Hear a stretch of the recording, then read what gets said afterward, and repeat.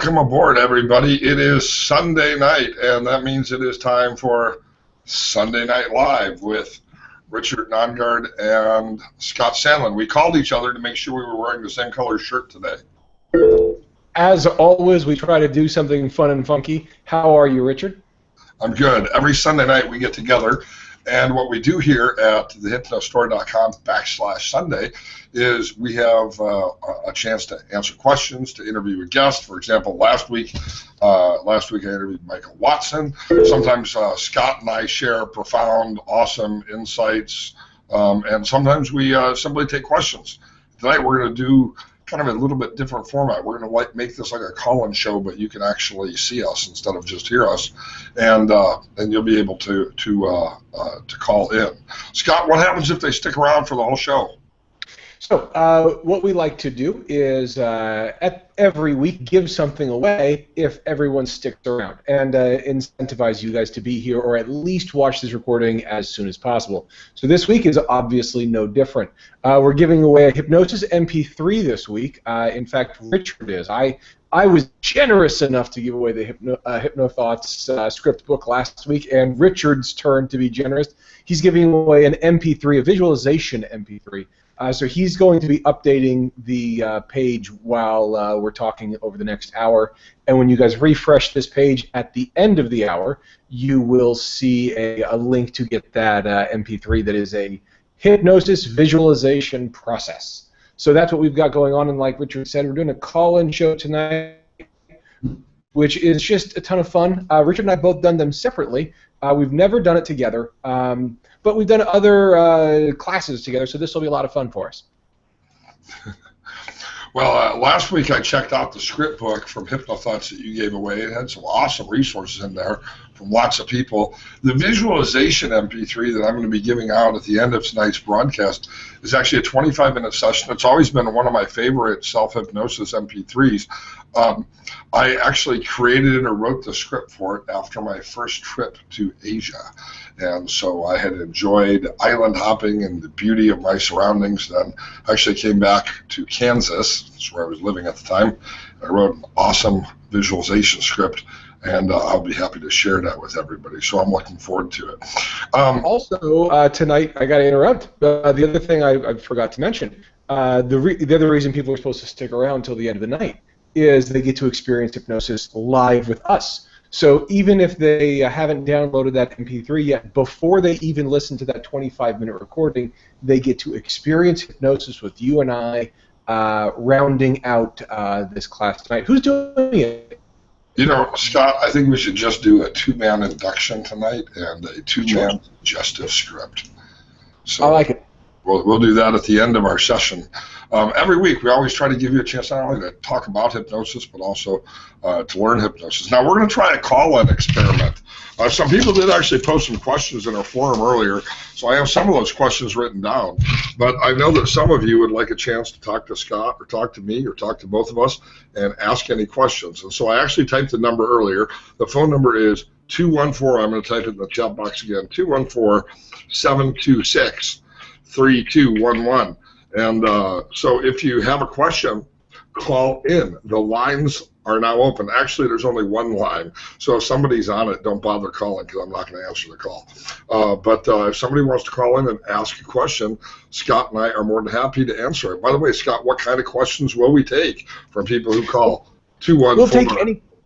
We'll take any questions. And that's the cool thing is we'll take questions from people who have a personal question about application of hypnosis for themselves, or they've got a client that they want some help or direct on about something general hypnosis related. If there's a class they're interested in, a product they're interested in, we will give you our honest feedback. Richard and I have both been doing this job for a while. We both have a lot of interaction with other hypnotists and professionals, and so we can give you candid responses on all that stuff, or anything else you want. There's nothing off limits.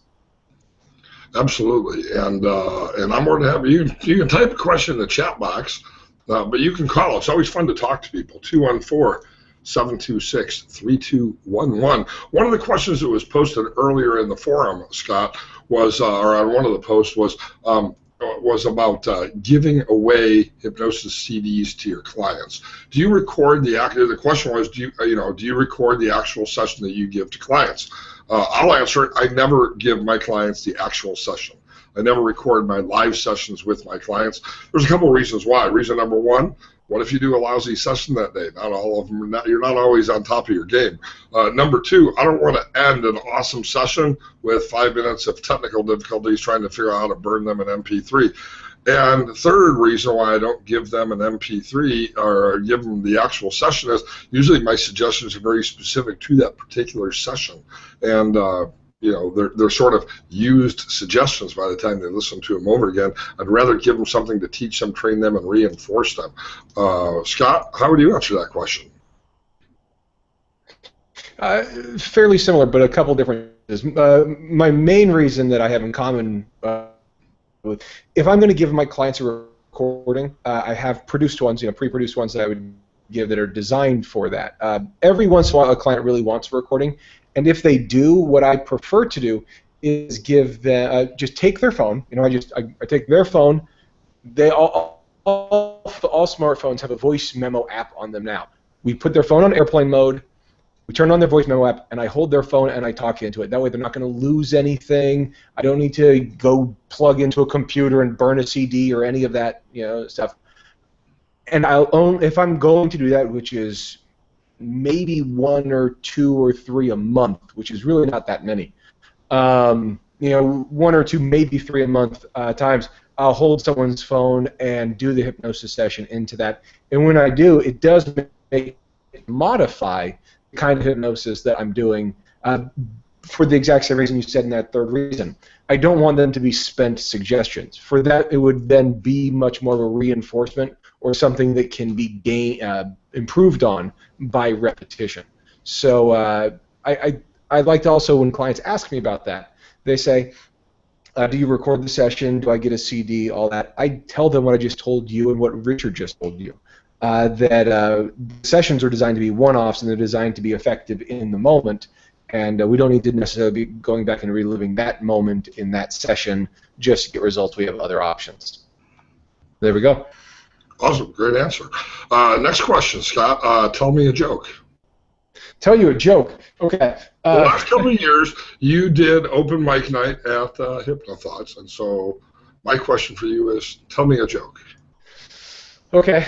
Tell you, all my jokes are long stories. I've got to come up with something that's short. Well, how about this one? What's brown and sticky? A stick. There you go. What's brown and rhymes with Snoop? Dr. Dre. Very good. Okay, this is going downhill quick. Do you have any other jokes? It's going down. Any other jokes? The other guy I was thinking of, and actually I was thinking of this because of Jimmy Carr. Jimmy Carr, I think, is a great British comedian, and he talks about the aha and the ha-ha and how jokes are a good state break. And one of the ones he talks about that I like, it's a ripoff of one of his jokes, but they say boxers don't have sex before a fight. Do you know why? It's because they're not attracted to each other. See, and that I like as a joke, and I like that because that explains to me how I like to do hypnosis. You set up and then you deliver when they're not paying attention. You set something up and you give them something unexpected.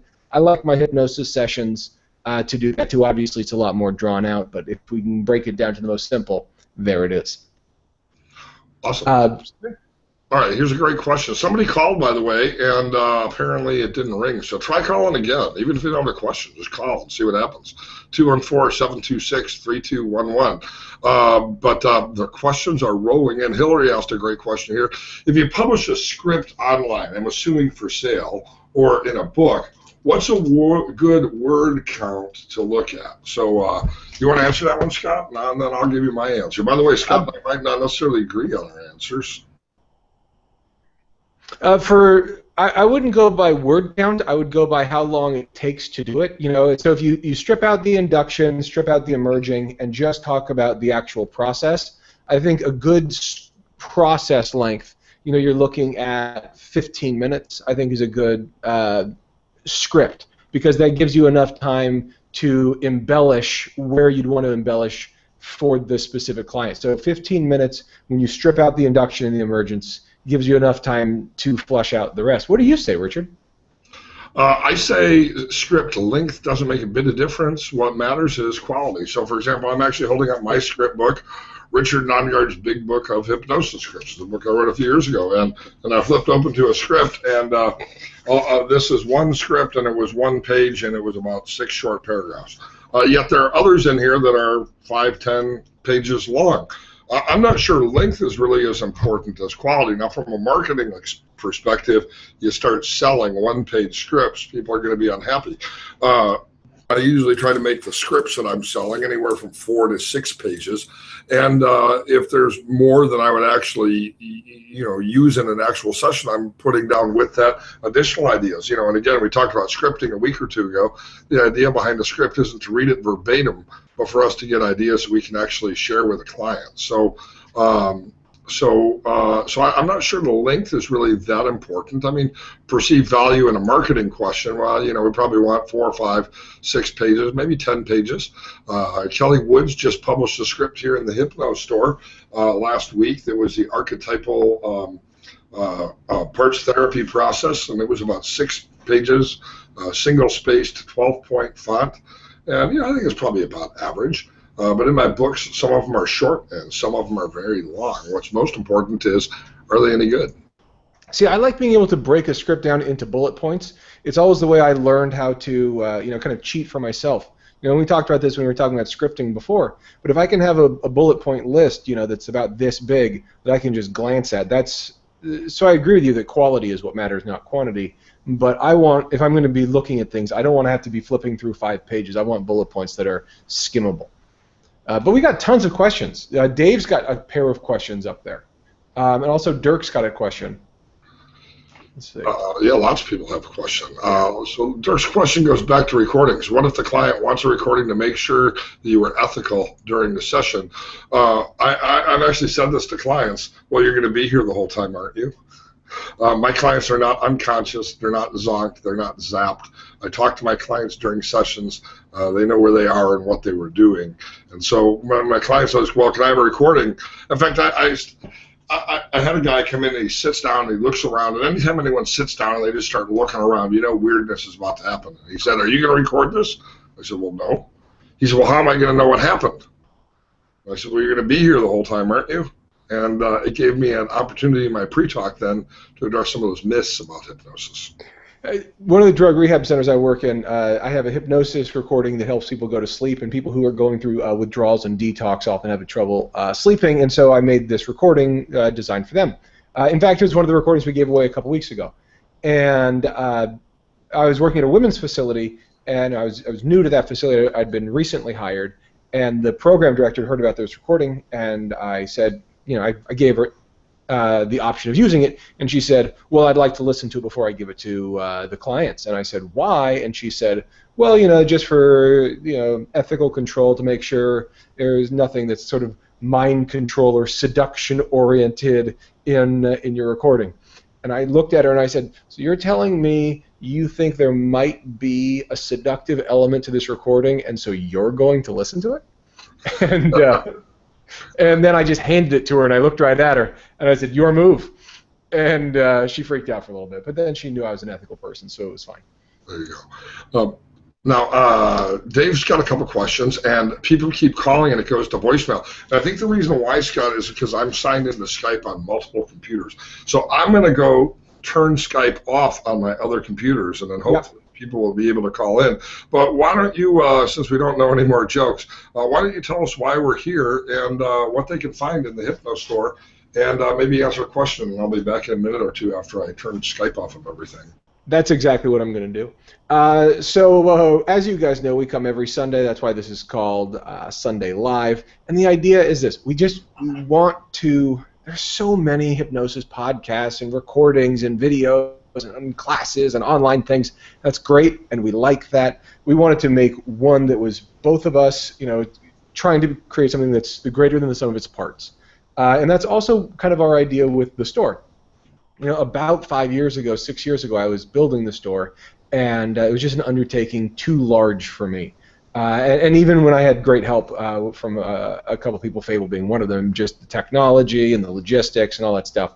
But the idea is still good. The core idea is still a great idea, which is to create a place for you guys to find stuff that's good. And so what the store is going to be, and is growing slowly on purpose, is a place where you can find stuff that Richard and I, because we've seen a lot of stuff, stuff that we like, stuff that we're looking at, stuff that we think is good, and to make it an obvious thing for you guys to grab. So check out the store. The inventory in that is going to be growing every week, but it's going to be growing slowly, and we're really curating it. So that's that. Okay, so let's jump on to Dave. 2 questions, if either or both seem appropriate. How do you choose between more trance-based hypnosis techniques and something like waking hypnosis or more out-of-formal trance NLP-derived techniques? Second question, do you have any general guidelines for using submodalities or incorporating them into the hypnotic narrative? 2 really fun questions, Dave. Let's take them in order. So part of that is just stylistic, right? Do you like doing more formal trance work or more waking hypnosis? Some of that really comes down to you. And what you like to do, but a big chunk of that is obviously what the client expects. One of the premises that I like to explain is the expectation to ritual ratio and satisfying the client's expectations for what the hour is going to be about. There's a panda now. So we need to understand the expectations of what the client is looking for. And, oh, should we call him the panda? Is that what we're doing? I'll call him the panda. Panda, well, actually, the Panda represented you last week, since you weren't here. I brought the Panda in to be you during the webcast. Ah, that's what the Panda is. I'm only white, though. There's no parts of me that are black. So, Richard, I was just answering Dave's question about using narrative versus, or excuse me, sort of waking hypnosis versus formal trance work, and I was saying there's a big part of just stylistic development of the practitioner, and the other piece being the expectation of the client. Do you feel obligated to do formal hypnosis with the client in every session? You know, that's actually a great question, and the answer to that is no and yes. I think that we're always in trance 24 hours a day, 7 days a week. All people are always in some trance. So the real question is not how do we get somebody into trance. The question is how do we utilize the trance that's naturally occurring. How do we break one trance state and bring them into another trance state? Well, we're always in trance. Okay, so there's never a moment that you're not in trance. My clients, I don't worry about how do I hypnotize my clients, because they're going to come into my office in some kind of a trance, probably a problem-focused trance, but nonetheless some kind of trance. And I use a lot of conversational hypnosis and a lot of NLP, and I find that I believe that maybe 30 minutes, 20 minutes of sort of discussing things at the front desk with my clients, we've actually accomplished the objectives. But I had a client a couple of years ago, and I learned a lot from him. It was probably his 5th or his 6th session for weight loss. He was about 400 pounds. He'd actually been successful over the previous 4 or 5 sessions and lost, I think it was it was a pretty good amount. It was 40 pounds, 50 pounds, something like that. And he was just really, really happy. And we made a lot of progress sitting at my desk when he came in, having a conversation using conversational suggestion, NLP, covert hypnosis. I mean, I wasn't doing this to be manipulative. It's just that that's the way it progressed. And we spent about an hour talking. And up to this point, we had always gone to the recliners and put on the headphones and done a formal process of hypnosis. But the time was up. We spent an hour. We accomplished what we needed to. And he said to me, well, aren't we going to do the hypnosis today?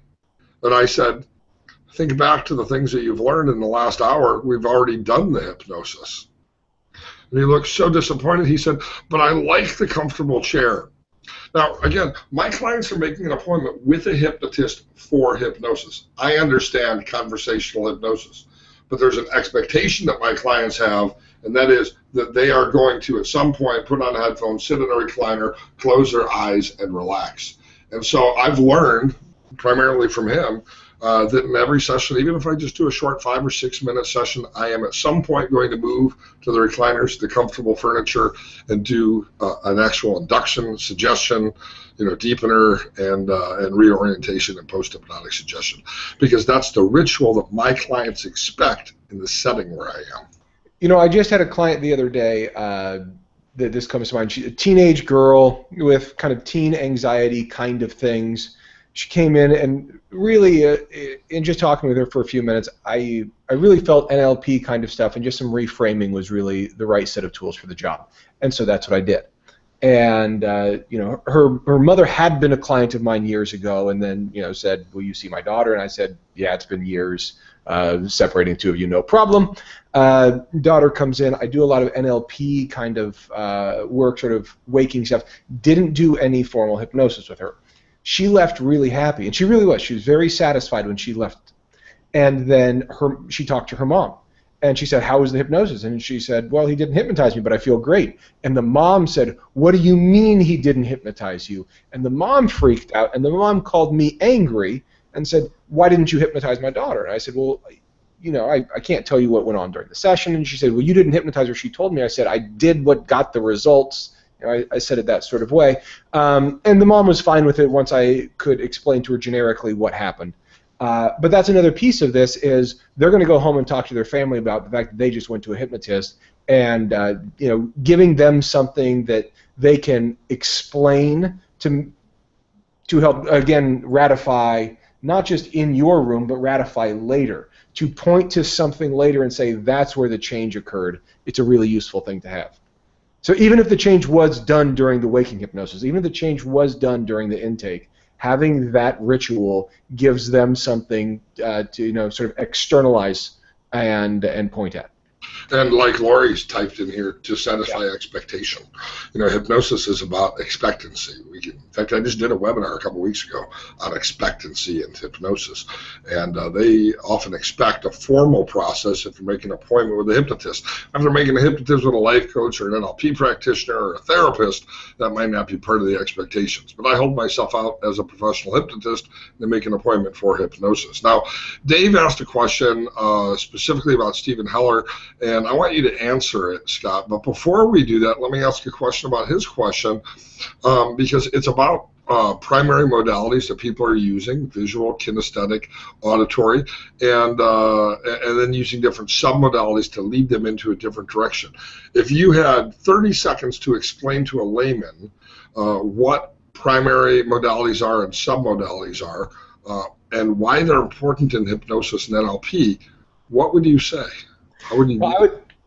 On the clock, go. I would say that we have 5 senses, and this is useful for all communication, whether hypnotic or otherwise. We have 5 senses. Of them, we really used hear, feel, and see the most. Smell and taste we leave for dogs. But of those 3, we use all our senses. But some people are better at using some than others. A musician might be better at hearing things. A painter or photographer might be better at seeing things, and an athlete might be better at feeling things. So what I like to do is to, as much as possible, speak my client's language and to describe things in the way that they describe things to themselves. And I think that helps reduce, lost in translation kind of pieces where going from mine to theirs. And so I like to have it be their language. And so I like to find out what their language is, and easy ways to do that are finding out what their hobbies are. I just gave sort of stereotypical examples, or just listening to their word choice. Me being auditory, it's easy for me to listen to their word choice and kind of pick things out. Now, I'm not one of those people who's super into representational systems and submodalities. I think Michael Watson is a little bit more so than I am. And Richard Nongard is. In fact, I wrote a quiz called the Nongard Assessment of Primary Representational Systems. I'll even post a link to it here in the chat box so people can have access to it, because it's a great tool that I use that's free. Yeah, put that in there. Yeah, Lori, thanks for pointing that out, that he does just keep putting me on the spot, huh? It's like I'm in the hot seat here tonight. But I'm ready for it. I'm ready. So Richard, I'll wait. You're looking for a link. I'll talk while you find your link for the quiz. Actually, you know what? I hate to do this, but Aaron, if you could do me a favor, I was going to go to Subliminal Science. It's in the free section. There's if you could post that link in the chat box. I actually have Subliminal Science set to spoof off of Dustin's server, and so it's pulling up the new Subliminal Science that's being created this week, not the old Subliminal Science as everybody currently sees. But I don't have access to the correct version. So if Stephanie or Aaron or somebody else would be so kind as to post a direct link to that non-yard assessment of primary representational systems, it's on Subliminal Science and it's free. It's in the free resources section. By the way, there is a code up on top here, Subliminal Science, the next 48 hours. Anything you want on the entire web page, 25% off, and the code is March25. Put that in and you'll take 25% off any certification programs, books, MP3s, or anything else. Very cool. And by the way, Lori's right. Scott on the Spot is a good name for a show. That is a great name for a show. We should rename the show Scott. And you just pepper me with questions until I quit. Every single week. Richard and the Panda, ask questions until Scott can no longer handle it. Thank you very much. Until I rip out my hair and just say, I don't know. I think it's really Richard, let's finish the second half of Dave's questions though, and I'll make you do it. So we both talked, or I've talked about kind of assessing their their submodalities and representational systems. You do it with a test. I did it the other way. We both do it both ways. What do you do with that? You specifically, how do you use that information in hypnosis? I try, a lot of times I have a client, first session, I've never worked with them before, okay?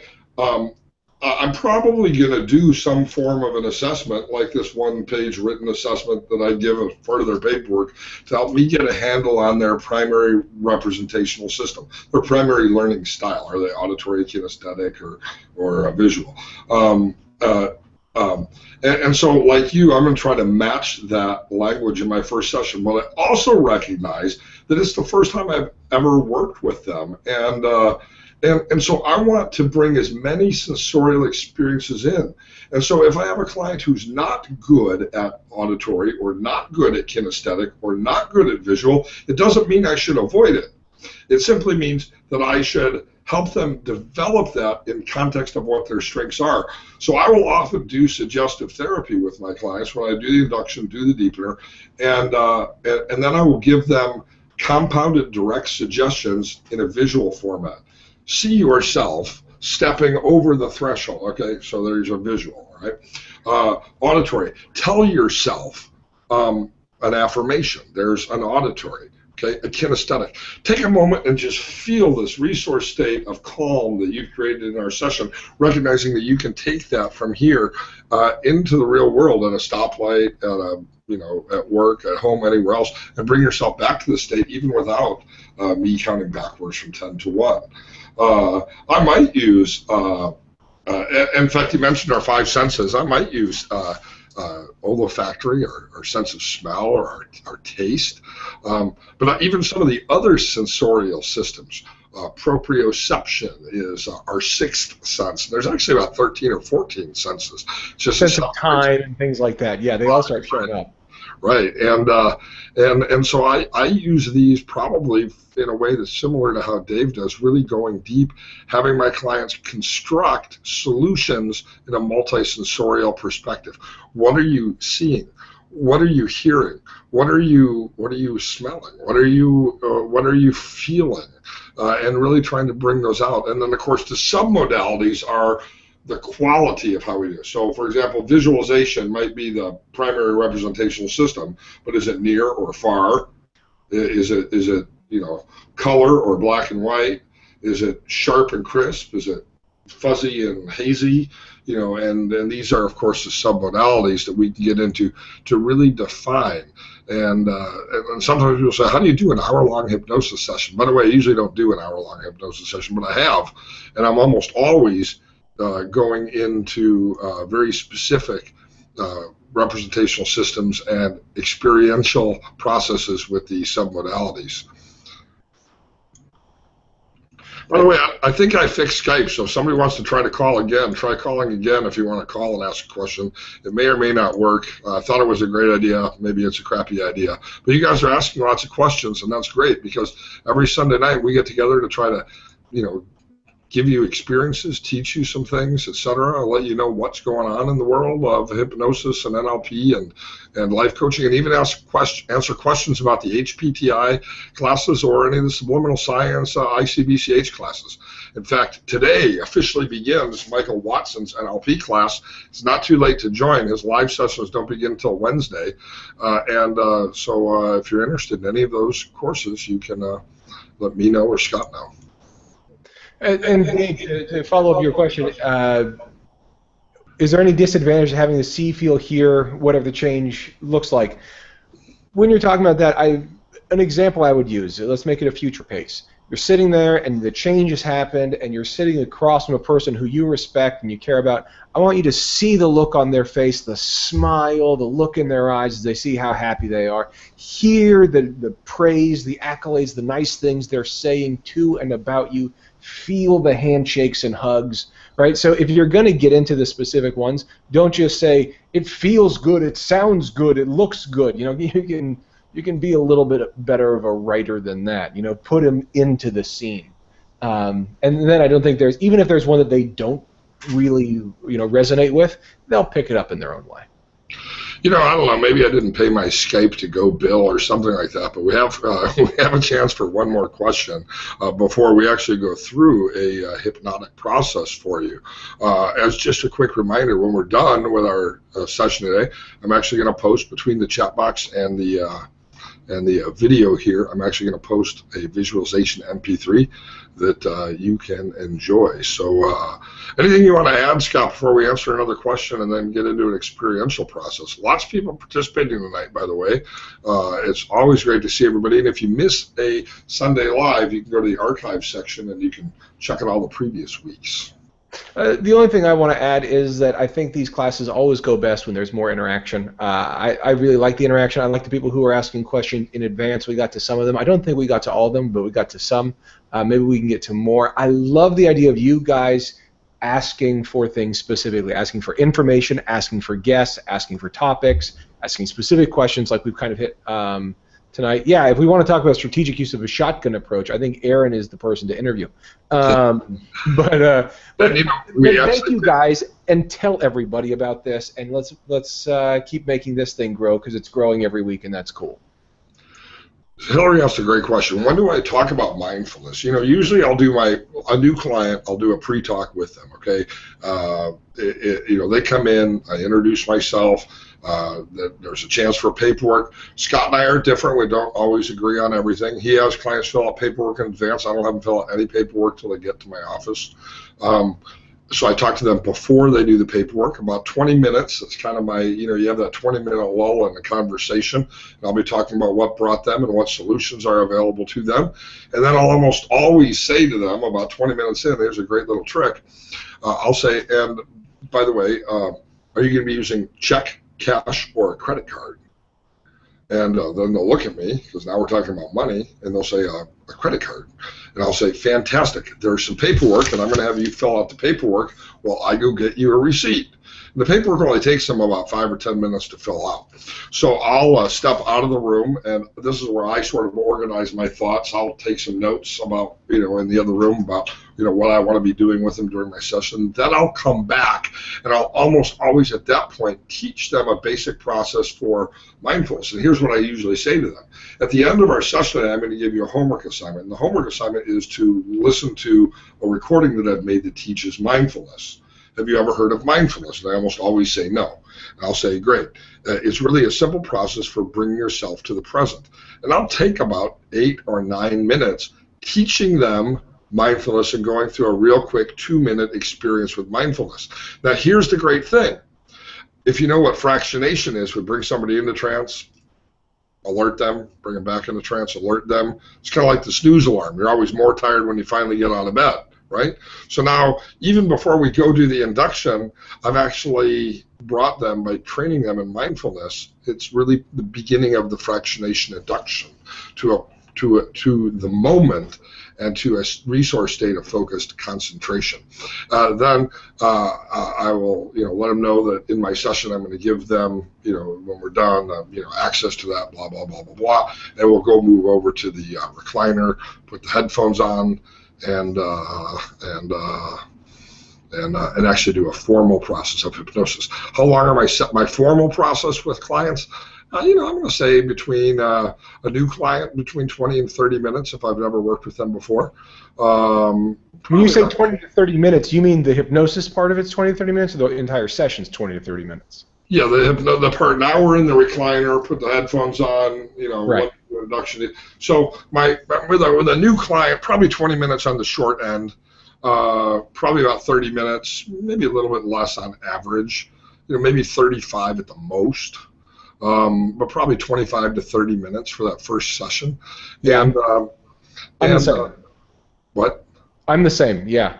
Same Now, numbers. for successive sessions, I typically will do anywhere from 15 to 25 minutes. Yeah. Yeah, I would say my numbers are right about the same as that.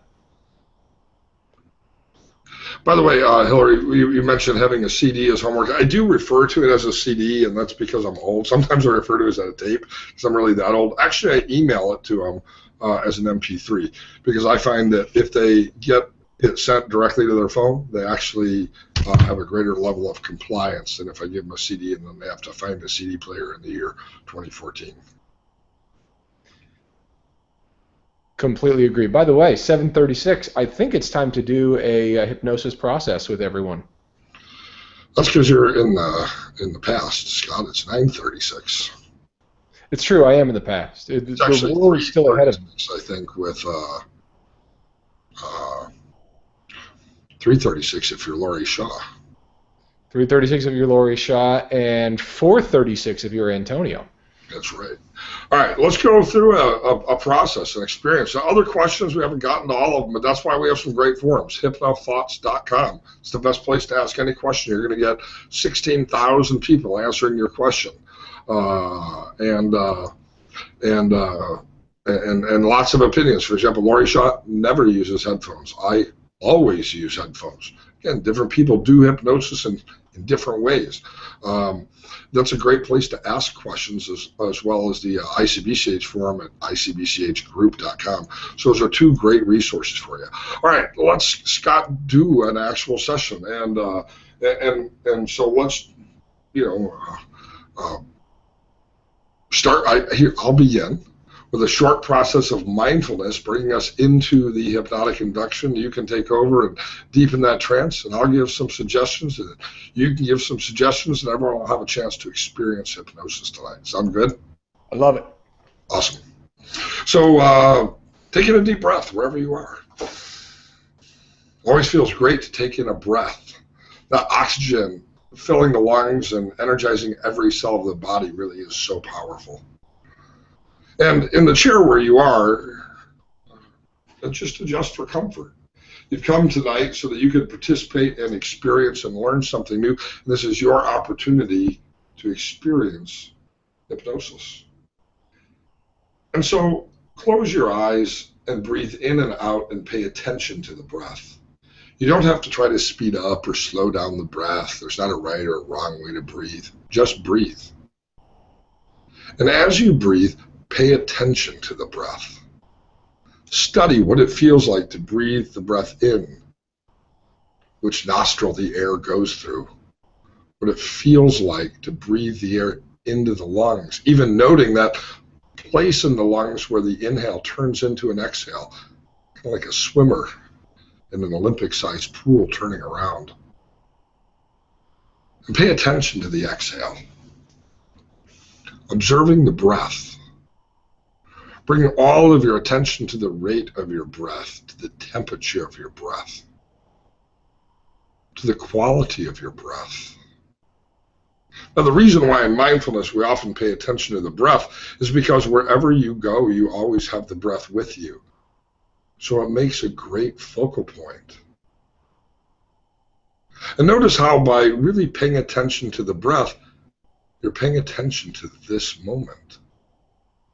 And in this moment, you're learning something new. You're participating in a class that you have looked forward to. And you're exactly where you're supposed to be. And so effortlessly, by bringing your attention to this present moment, any regrets of the past or fears of the future have departed while you fully experience this moment, feeling your hands resting on your lap or the armrest of the chair, paying attention to your breath, and noticing what it feels like to really relax into this moment. And as you find yourself in that moment, you can just take a brief moment. Just get a sense of how good this feels. To just calibrate how much better you can feel as you ease into this, because I'd like to talk to you about a very simple thing over the next little while, and as I do, there's moments where you can focus on what I'm saying, and other moments where you can just drift off and just enjoy, because this time is yours. And I'd like to talk to you about a simple thing that I think is motivational, I think is inspirational. It's a simple concept, and that concept is heroic, or hero. Because I think we all hear the term hero often these days, and depending on the context, it means different things. Some people say veterans returning from war are heroes, and some people say people feeding the poor and the homeless are heroes, and some people use that word in so many different ways, and that's okay. And to me, I think there's one vision in my mind, and maybe it says more about what I watched on TV growing up, that encapsulates hero, and that's Superman. And Superman is the quintessential hero. And I'd like you to think about your internal hero. Now, Superman obviously had abilities. He had all these superpowers like flying and laser vision and X-ray vision, and obviously his strength. But those aren't the things that made him a hero. Because the villains had powers like that too. Often, it was his knowing himself. It was his moral compass. It was that internal strength that made him a hero. Now, all those other things made him able to actualize that heroic component of him. And you can begin to think about yourself in these ways. First of all, you can think about these amazing abilities you have, these attributes, these powers. As great as those things about you are, your kindness, your generosity, your creativity, your sincere caring and desire to help, as wonderful as all those things are, those aren't the things that are going to make you a hero. It's that unflappable commitment to your ethics, your boundaries, your goals, and your vision. Because Superman could have conquered the world, but instead he helped it. And that was a commitment that he had made early on. And you can think about the commitments that you've chosen to make and that you can, recommit yourself to in this moment. And you can begin to think about that internal you that is a hero and strive towards being more and more aligned with that heroic you every day. And as you begin to think about what that you would look like, you could also think about what that internal you would say. That heroic version of you, what would those internal thoughts be, and what would you say to others? What would they say to you? What would their thoughts be when you walked into the room? Oh, good, there he is. Oh, good, she's here. You could think about the strength and the feeling and that center of who you are right in your chest, that invincibility that comes not from truly being invincible, but from being heroic. And you could feel yourself moving in that direction of your purpose, of your goal. And you can move more and more towards that ideal every day in ways that are reasonable, in ways that are realistic, in ways that are enjoyable and measurable, making that tangible progress. And as you do, that momentum grows, and as that momentum grows, it gets more and more fun. As you get to sort of be your own hero, look up to yourself and be inspired internally. And so even when things go wrong, that's the opportunity to be a hero. That's the opportunity, and that's why we loved Superman. Because in the face of adversity, in the face of danger, in the face of opportunity to do things a different way, he chose the way consistently that was right. And you get to define what right means in your life. And you get to define what right means in yourself in this moment. And you can just take a moment to do that now. And maybe that makes sense with words. Maybe that makes sense with images. And maybe that just makes sense with a set of feelings. And however you find that truth, that honesty within yourself is great.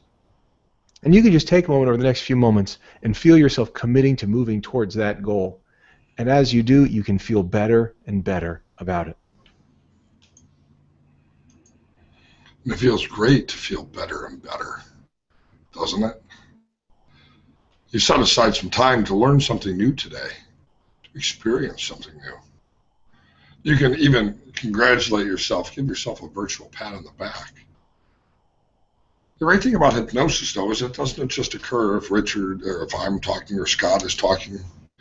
Hypnosis is something that we have within us at all times, in all places. It's a resource that we can tap into to unleash our inner superpower. And so, for the rest of the week, between now and our next Sunday class, it doesn't matter if you hear a dog bark, see a red car, a UPS truck. Wherever you go, and whatever you're doing, you become aware of the moment that you're in. You begin to notice things that you haven't previously noticed before. Images will become brighter, sharper, crisper, clearer. Sounds will become more interesting and important.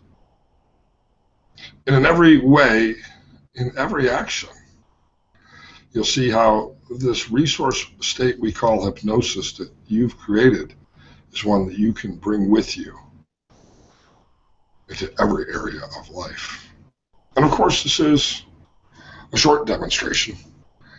I'm going to post a longer visualization MP3 between the chat box and the video. But you've done great today, simply centering your mind and focusing your attention on the experience of learning something new. And so taking a breath and be ready in a moment to open the eyes. Breathing in, paying attention to the breath. Aware of this moment and the profound nature of transutilization. Breathing in another breath, getting ready to open the eyes when I count to 3, feeling fantastic and ready for the rest of the day or the night. 1, 2, 3. Feeling fantastic. Eyes open, wide awake. I'm going to post as soon as we're done a MP3 between the chat box and the video. It'll be here for the rest of the week. A couple things on the very top up here. Subliminalscience.com. Take 25% off of anything for the next 48 hours. I'd act on it quick. There's a great storytelling and metaphor class that I did with James Hazelrigg that's available in the Hypno Store. The link is above, or just go to the main page of the Hypno Store. It's on there. It was a 6-hour class we recorded in Oklahoma City, and it's an awesome course. It's not too late to sign up for the HPTI NLP course with Michael Watson that begins this week. Scott, any thoughts you have in closing? Yes, one favor I can get from everybody who enjoyed tonight. Thanks for the 3s, Lori. If you're enjoying this class, tell people about it. If you're enjoying this weekly webinar, tell people, because you guys see Richard and I posting about it, but you know how Facebook is, you know how the internet is. Everyone's talking about themselves. And if you like this, the more other people are talking about it, the more momentum we have. So whether it's the things that Richard just talked about, or Hypno Thoughts Live, or this class, if you guys share what you're excited about, it helps other people get excited about it too. So word of mouth is great, and so tell people what you are interested in. Don't just hit like, share, and talk. Thank you. A round of applause for everybody who participated today. By the way, if you see an internet chat box with a bunch of 3s in it, that is applause in the chat room. You guys are great. I appreciate you coming out. Scott and I will see you same time, same channel next week.